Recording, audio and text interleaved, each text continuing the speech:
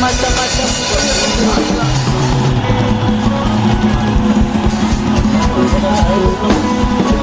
Innagamu.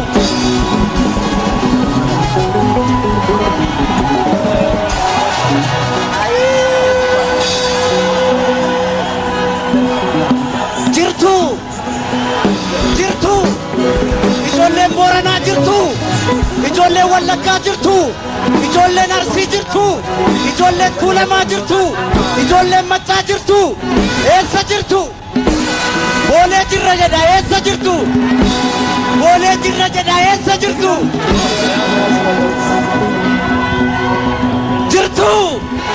Jirtu. Innagaamu duuba sana jirtu. Ijoolleen Oromoo jirtu. Ijoolleen Tuulamaa jirtu. Ijoolleen Maccaa jirtu. Ijoolleen Booranaa jirtu. Ijoolleen Tuulamaa jirtu. Ijoolleen Baareettuu jirtu. Eessa jirtu? Eessa jirtu Innagaamu?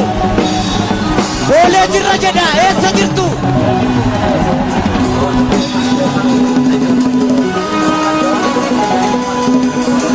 Geerar naan jettu.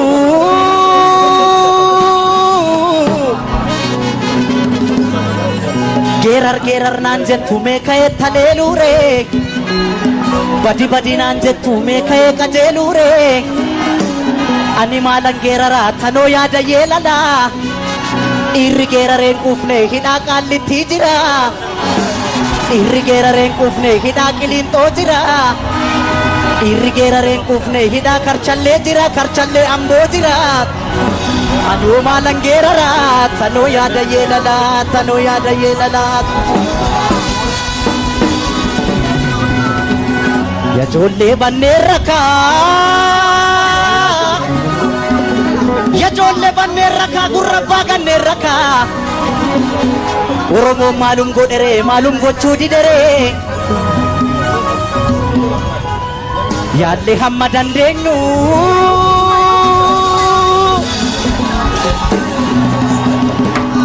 Yaallee hamma dandeenyu kana caala maal goonuuf xinnaas gabbarre guddaa akka wajjin bubbulluuf.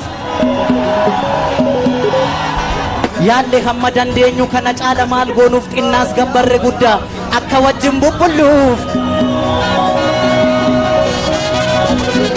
Obsuun waanuma jiru.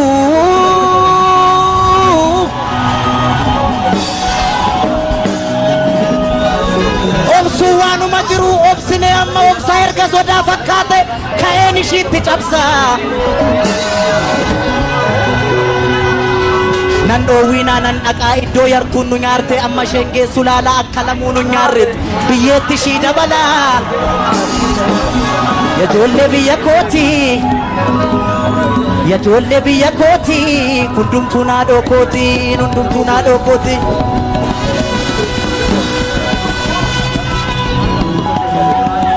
Sa'aa keenya ishee burree.